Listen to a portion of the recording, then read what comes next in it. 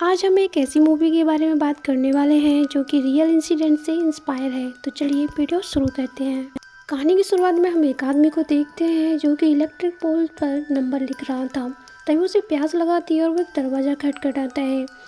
उस दरवाजे के अंदर से एक औरत की और एक बच्चे के रोने की आवाज़ आ रही होती है। तभी हम देखते हैं कोई अपाहिज आदमी उस गेट को खोलने आता है। यहीं पे सीन कट होता है और हम अनुजा को देखते हैं। अनुजा एक सरकारी टीचर है और बच्चों को पढ़ाती है और उसकी शादी भी तय हो गई है। उसके पिता चाहते हैं कि वो शादी कर ले, लेकिन वो कहती है कि वो अपने पैरों पे खड़ा होना चाहती है और कुछ करना चाहती है और वो काफ़ी परेशान भी होती है। तभी हम देखते हैं उसका एक सहकर्मी उसे फ्लर्ट करने की कोशिश करता है, लेकिन यहाँ पे वो बहुत नाराज़ हो जाती है और उसे बिल्कुल ये सब करने से मना करती है। तभी यहाँ नेहा नाम की एक लड़की आती है। उससे कहती है कि तुम्हें प्रिंसिपल बुला रहे हैं। प्रिंसिपल कहता है कि तुम्हें यहाँ पर जनगणना के लिए घर घर जाकर काम करना होगा। इस पर वो कहती है कि मेरे साथ कौन होगा। यहाँ पर वो नेहा को उसके साथ भेजने के लिए राजी हो जाती है और नेहा उसके साथ जाने लगती है। दोनों की अच्छी बॉन्डिंग थी तो दोनों लोग काफ़ी खुश थे और वो घर घर जाकर अब जनगणना करने लगी थी। तभी उन्हें एक अजीब सा घर दिखाई देता है जो कि बाकी घरों से काफ़ी अलग था और दूर भी था। वो दोनों उस घर के पास पहुंचते हैं और दरवाज़ा खटखटाते हैं। उसके अंदर से एक महिला झांकती है जो कि दरवाज़ा पूरी तरीके से नहीं खोल रही होती। वह उससे पूछती है कि क्या आप दरवाज़ा खोल सकती हैं, लेकिन वो दरवाज़ा नहीं खोलती और सिर्फ मुस्कुराती रहती है, जो कि काफ़ी अजीब थी। लेकिन बारिश आ जाती है तो नेहा ज़बरदस्ती गेट खोल देती है और अंदर आ जाती है। तो वो देखते हैं वो लेडी प्रेग्नेंट होती है। अब वो उससे पूछती है कि तुम्हारे घर में कौन कौन है, सबके बारे में बताओ। तो यहाँ पर वो लड़की अपना नाम प्रेरणा बताती है और बताती है कि मेरे साथ अम्मा, भोला और वो रहते हैं। अनुजा समझती है कि शायद अपने पति के बारे में बात कर रही है। इसके बाद हमें दिखाया जाता है अनुजा को उसके गले पे एक निशान दिखता है जो कि चोट का था। उसके गले पे ये निशान देखने के बाद उससे पूछने वाली होती है कि तभी वहाँ पर अम्मा आ जाती है और वो उससे अजीब सवाल करने लगती है। यहाँ पर उसके व्यवहार को देखकर वो दोनों ही लोग कुछ अजीब महसूस कर रहे होते हैं और वो दोनों ही वहाँ से जाने लगते हैं।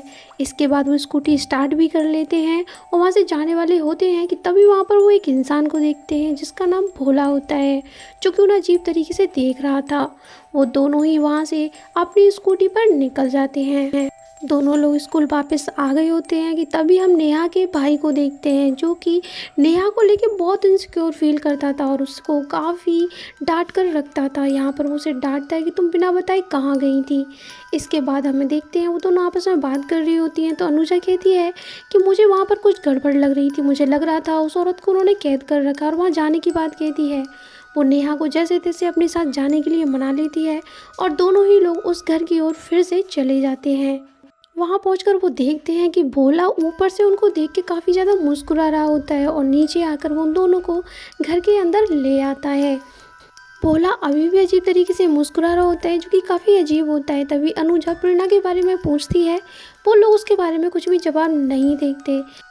अनुजा को ये देखकर काफ़ी अजीब लग रहा होता है। तभी अम्मा इशारों से भोला से पूछती है तुमने गंगा को खाना खिला दिया क्या, और भोला वहाँ से चला जाता है। तभी वहाँ पर आता है घनश्याम जो कि बात नहीं कर रहा होता। तभी अम्मा बताती है कि घनश्याम का मौन व्रत है 5 साल का, 3 साल हो चुके हैं, अभी 2 साल बचे हैं, इसलिए वो बात नहीं करता है। अम्मा उससे अजीब तरीके से व्यवहार कर रही थी। ये देखने के बाद अनुजा और नेहा वहाँ से जाने का तय कर लेती हैं और वो दोनों ही बाहर आती हैं तो देखती हैं काफ़ी ज़्यादा बारिश हो रही होती है। तभी वहाँ भोला आता है और कहता है कि अम्मा ने तुम्हें अंदर बुलाया है, बारिश रुकने तक तुम हमारे घर में ही रुक जाओ। और ये सब होने के बाद वो घर के अंदर आ जाती हैं जो कि उनकी सबसे बड़ी गलती होती है। तभी खाने का वक्त हो जाता है, सभी लोग खाना खाने लगते हैं। तभी घनश्याम अचानक से नेहा का हाथ रोक देता है, उसे खाने नहीं देता और फिर से यहाँ अम्मा पूछती है क्या गंगा को खाना खिला दिया, यानी कि गंगा को खिलाने के बाद ही वो खाना खाने वाले थे। अब सभी लोग खाना खा रहे होते हैं तो देखते हैं प्रेरणा बहुत अजीब तरीके से खाना खा रही थी। ये देखकर अनुजा और नेहा को काफ़ी अजीब लगता है। इसके बाद वो एक कमरे में चली जाती है और बाहर देखती हैं तो बारिश अभी भी हो रही थी। तभी यहाँ पर वो दोनों आपस में बात कर रही होती है और तभी हम देखते हैं कि यहाँ पर भोला उनकी बातें सुन रहा होता है। यहाँ नेहा फ़ोन पर अपने भाई से बात कर रही होती है और भोला उसकी सारी बातें सुनता है। इसके बाद वो घनश्याम के पास जाता है और उससे पूछता है, क्या भैया मैं जाऊं? लेकिन इस बात पर घनश्याम कुछ भी नहीं कहता और कोई रिस्पॉन्स नहीं देता। इस पर अम्मा कहती है कि तू उसे हाँ कहता है तभी वो रुका हुआ है, अगर तू ना कहेगा तो वो चला जाएगा। या हमें बताया नहीं जाता कि वो किस बारे में बात कर रहे हैं। तभी रात में हम अनुजा को देखते हैं जो खिड़की से बाहर देख रही थी। वो देखती है कि घनश्याम बाहर बने एक कमरे में जा रहा होता है जो कि टीन से बना हुआ था। उसे लगता है जैसे वो कोई डेथ बॉडी को उसके अंदर लेके गया था। ये बात वो नेहा को बताती है और वो दोनों काफ़ी ज़्यादा डर जाते हैं। अब वो वहाँ से भागने की सोचते हैं और लकीली जैसे तैसे उनको गेट खुला मिल जाता है और वहाँ से निकल जाते हैं। लेकिन तभी अनुजा कहती है, क्या पता वो जिंदा इंसान हो, मरा ही ना हो, हमें देखना चाहिए। और ये उनकी बहुत बड़ी गलती होती है। वो दोनों ही उस कमरे के पास जाते हैं। उसके अंदर जाकर देखते हैं तो वहाँ पर वही व्यक्ति था जो शुरुआत में दिखाया गया था, जो कि सरकारी कर्मचारी था। वो देखकर वहाँ से भागती हैं क्योंकि वो काफ़ी घबरा चुकी थी। वो अलग अलग दिशा में भागी थी लेकिन लास्ट में आके वो एक दूसरे से टकरा जाती हैं। तभी नेहा को याद आता है कि उसका फ़ोन उस घर में ही रह गया है और उसका फ़ोन को लेने के लिए वो लोग फिर से उस घर में चली जाती हैं। इन्होंने एक और गलती कर दी। अब वो सोचती हैं सुबह निकल जाएंगे और सुबह होते ही वो तुरंत ही वहाँ से निकल जाती हैं। भोला उन्हें रोकने की कोशिश करता है लेकिन वो एक नहीं सुनती। तभी यहाँ पर अम्मा बताती है कि रात को वो घर से बाहर गई थी। ये सुनने के बाद तो घनश्याम उनके पीछे दौड़ता है उन्हें पकड़ने के लिए, लेकिन वो अपनी स्कूटी वहाँ से भगा देती हैं। लेकिन अनफॉर्चुनेटली उनकी स्कूटी एक गड्ढे में गिर जाती है जिससे घनश्याम और भोला उन्हें पकड़ कर ले आते हैं और उन्हें बेसमेंट में बंद कर देते हैं। इस बार भोला फिर से पूछता है क्या मैं जाऊं? तो अम्मा कहती है पहले उन्हें टूटने दो, वो अभी टूटी नहीं है। इधर हम नेहा और अनुजा को देखते हैं जो कि काफ़ी दुखी होती हैं और नेहा यहाँ पर अनुजा को ब्लेम करती है कि उसकी वजह से ही वो यहाँ फंसे हुए हैं। तभी हम अनुजा के मंगेतर को देखते हैं जो कि उसके कमरे पे आया होता है लेकिन वहाँ अनुजा नहीं होती। तो वो वहाँ मकान मालिक से पूछने लगता है। मकान मालिक बताता है वो तो कल से ही घर पर नहीं आई है। तभी वहाँ पर नेहा का भाई भी आ जाता है और दोनों के बीच में बहस हो जाती है।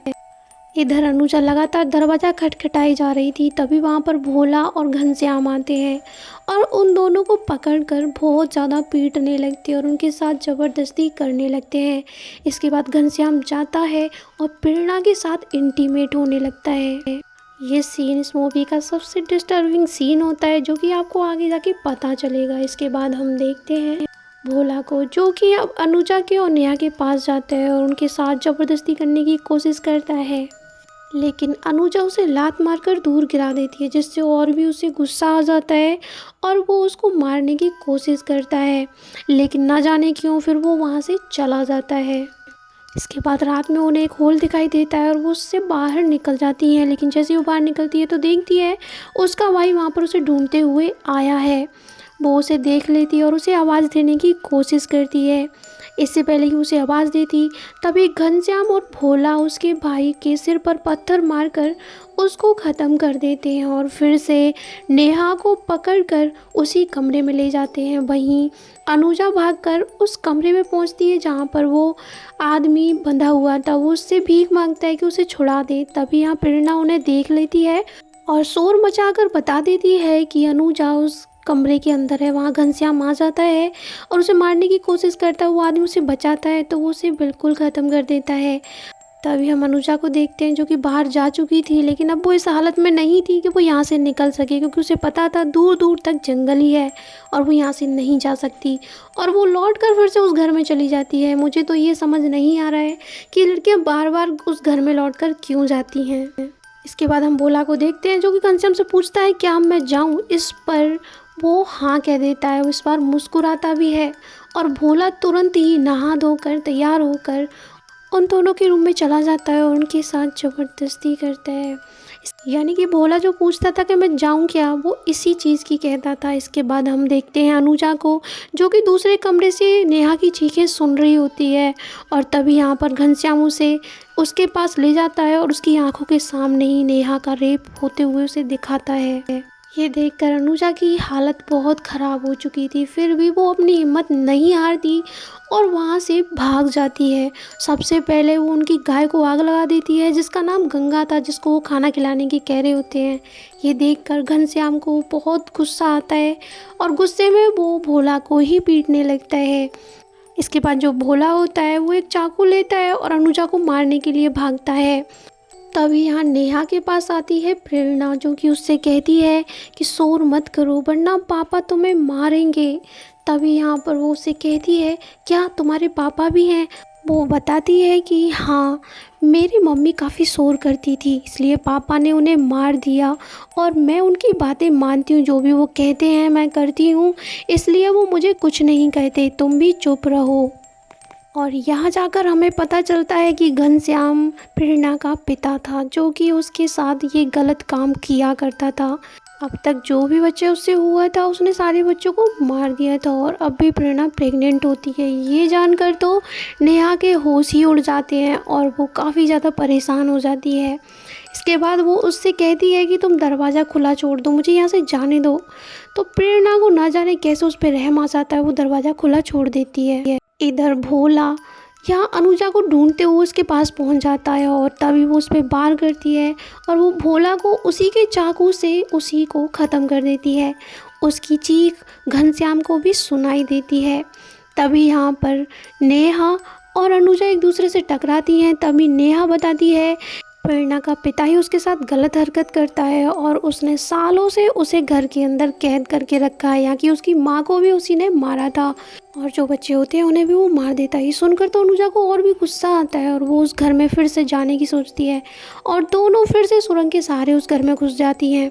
ये बात घनश्याम को भी पता चल जाती है और वो उनसे लड़ने के लिए आता है। यहाँ अनुजा और घनश्याम के बीच में बुरी तरीके से फाइट होती है, लेकिन जब नेहा ऊपर आ रही होती है तो यहाँ उसे उसकी माँ, जिसका नाम लीला होता है, वो पकड़ लेती है और चाकू से वार करती है, लेकिन नेहा उसे ही ख़त्म कर देती है। ऊपर छत पर अनुजा और घनश्याम के बीच फाइट हो रही थी। अनुजा ने उसे बहुत बुरी तरीके से घायल कर दिया था। इसके बाद वो उसे छत से फेंक देती है, लेकिन फिर भी घनश्याम जिंदा था और पहली बार वो अपनी माँ का नाम लेके चिल्लाता है। इसके बाद अनुजा नीचे आती है और उसे चाकू से ख़त्म कर देती है। ये सब प्रेरणा ऊपर से देख रही होती है। तभी हम अनुजा और नेहा को देखते हैं, जो कि अब सेफ होते हैं। तभी हमें बताया जाता है इस घर में 20 साल रहने के दौरान प्रेरणा को घनश्याम से 8 बच्चे हुए। उसने उनमें से 7 बच्चों को मार डाला, एक बच्चा तो मरा हुआ ही पैदा हुआ था। घनश्याम और भोला ने मिलकर 13 से अधिक लोगों की हत्या की है, जिनमें से 9 के साथ भोला ने गलत काम किया था। इस जघन्य वास्तविकता का पहला शिकार प्रेरणा की माँ सावित्री बनी थी और फिर अनुजा और नेहा ही बची थी। यहाँ यह भी दिखाया जाता है कि बाल यौन शोषण के 60% मामले बच्चे के परिचित व्यक्तियों द्वारा ही किए जाते हैं। बाल यौन शोषण के 90% मामले तो दर्ज ही नहीं किए जाते। तो दोस्तों, ये थी इस मूवी की कहानी। अपनी राय कमेंट बॉक्स में ज़रूर बताइएगा। तो फिर मिलते हैं ऐसी एक और मूवी के साथ, तब तक के लिए बाय बाय।